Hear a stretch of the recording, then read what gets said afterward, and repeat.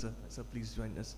And next we are going to have Dr. Puneet Jain, who is working at Sharpsite, and he is going to tell us about working in corporate eye hospitals decoded.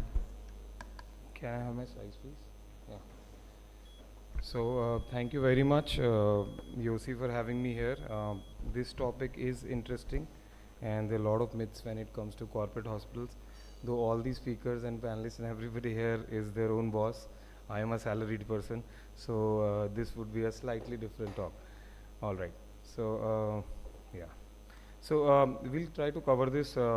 This would make more relevance to people probably 5 years younger to me who about or thinking of joining a corporate hospital. So when we come out of our institute, we are like this.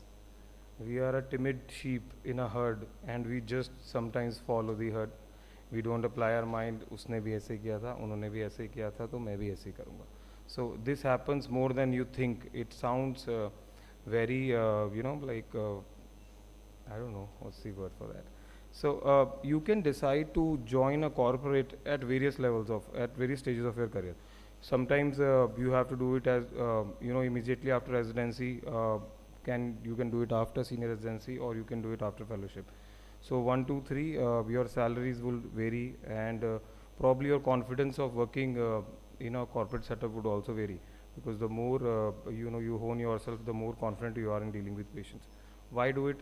So I am a core oculoplasty and ocular oncology person. So I feel that I would not be able to do justice to the patient if it were some other specialty. So having a team together always helps. You can cross-refer the patient to the best retina person, the best cataract person, the best squint person we have amongst us here today, and like that. So that is like division of labor, and at the end of the day, patient care is central to everything.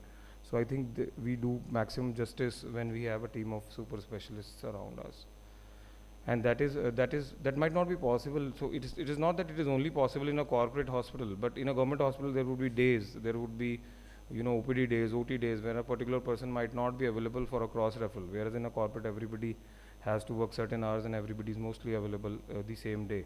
So there are no dates, there are nothing. The patient gets immediate treatment also.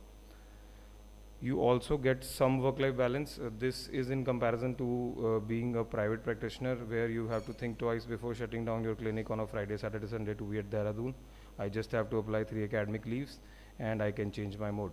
So I think that is very important, and that is one of the things which has probably encouraged me to carry on what I'm doing right now for last 6 years almost. Now this is the most important I think the question that everyone asks, a lot of people ask me as well, a lot of fellows and PGs, so which hospital to choose. So we usually get subjective answers for this. ये अच्छा है, यहाँ पे पैसा ज़्यादा मिलता है, ये काम कम कराते हैं, ये travel कम कराते हैं, all those things. So I try to put it in a objective fashion. So I made a 10-point scale for this. I'm a very objective person that way. So let's see if we can make some sense out of this. So first point is not salary. So first point is platform. So when you choose a corporate, you have to understand that it has to be a good working platform for the skill that you want to hone, or you have acquired, or you want to practice. So and there should be freedom in doing so. Second is that once you join a corporate and you work for like a couple of weeks and all, you immediately start getting surgeries, which might not be the case if you are a private practitioner. So considering my specialty, I would probably doing only chalazions for first 6 months of my life if I'm doing a private practice, before somebody comes to me with a lid tumor or something else which is above a chalazion. Whereas in a corporate, once you're a part of a team and you are the person who handles a particular department, then you start getting surgical cases, and this will increase exponentially based on your surgical results. So that does build up. Always choose an expanding organization over solo hospitals. Smaller chains tend to have more variables than larger chains. Look for holistic growth. So by holistic growth, I mean that you, in addition to clinical aspects, the previous speakers before me have highlighted so many things, with some of which I was also unaware of. When it comes to establishing yourself as an ophthalmologist, as a super specialist. I think somehow the corporates do help because they put you under some sort of strain. You're never in your comfort zone in a corporate. There's always something that irks you every week or every month. I think that pushes you and makes you a better, clinician as well sometimes. Are you part of a team? So again, this resonates with how you are. So I consider myself a team player, and I would like to compartmentalize work. So that is another important point. Academic support, it can be in the form of academic leaves, can be in the form of small grants which you get. So for example, if you're presenting a paper or you're presenting something, then your hospital either offers your reimbursement on the registration or gives you leaves. Ultimately these are paid leaves, so they also help. You get to see a lot of non-clinical aspects which you would not learn in any ophthalmology training program. So these are real life skills and they are very helpful. Are you valued? Now this is a very subjective question in a very objective scale, but I think it is very important at the end of the day.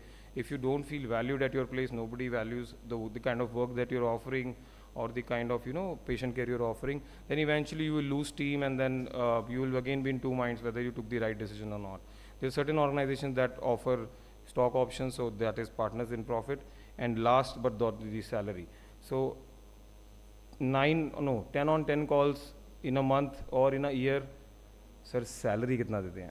So I feel that that should not be the first point, because that is a short term gain. If you are really wanting to do good work and you really want to progress as an ophthalmologist or a super specialist, this should be your last. So now coming to the scaling, so if you tick more than 6 boxes out of 10, I think you have relatively found a very cozy and comfortable corporate hospital to work at. And if you're less than 5, then probably you need to explore more. But don't think that you're gonna tick all boxes. It is impossible. Like no human being is perfect, no organization is perfect. So you just have to make the ends meet. And I think this should help a lot. And there are a lot of myths. So let's say you joined a corporate based on my scale. I am yet to name it. Probably if it works, then I'll name it as well. No harm in naming it. So so once you join, so I'm sorry, just gonna couple of more slides. Can we just get rid of this? Okay. So corporates are very target oriented. Obviously it's a business, you are working for them, but they are working to earn money, so they have made it that way. So yes, there are targets, but then it's not like that every day you have a sheet in your OPD that today you have to write 10 OCTs and you have to do 5 YAC caps and you have to devise 2 cataract surgeries. That is the impression that a lot of youngsters, when I talk to them, they have said bahut targets hote na, bahut pressure. It's not like that. It's a fine balance. But then at the end of the day, a lot of entrepreneurs sitting, so they would know that at the end of the day you have to make the ends meet. You have to justify the expenses and meet the meet the costs. Second, so corporate is not equal to unethical practice. At the end of the day, ethics is more of an individual thing rather than a corporate thing. So if you have your ethics strong, nobody can mend them or make you do things that you don't want to do. So that's one. Second, you cannot do super specialty work at a corporate hospital. That's absolutely not true.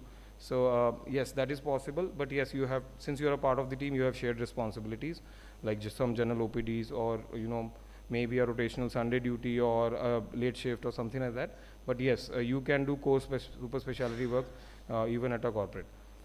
This is the last slide. So yes, corporates are cold-hearted, corporates are process-driven, but it is at the end of the day, this is in anything. If you have the passion, then you can mend and melt as cold a heart as possible. So that is what I have been doing so far in 6 years. Touch wood, everything has been good so far, and I think this is the takeaway home message from my presentation. Thank you so much. Thank you so much, sir. I think very pertinently you have put and gave a insight on how the corporate work. 2 or 3 myths I am also carrying from what you have told.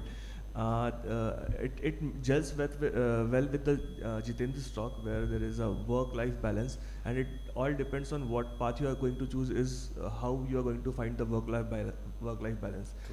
In corporate, I think it's easier to find that rather than going solo practitioner or starting your own journey.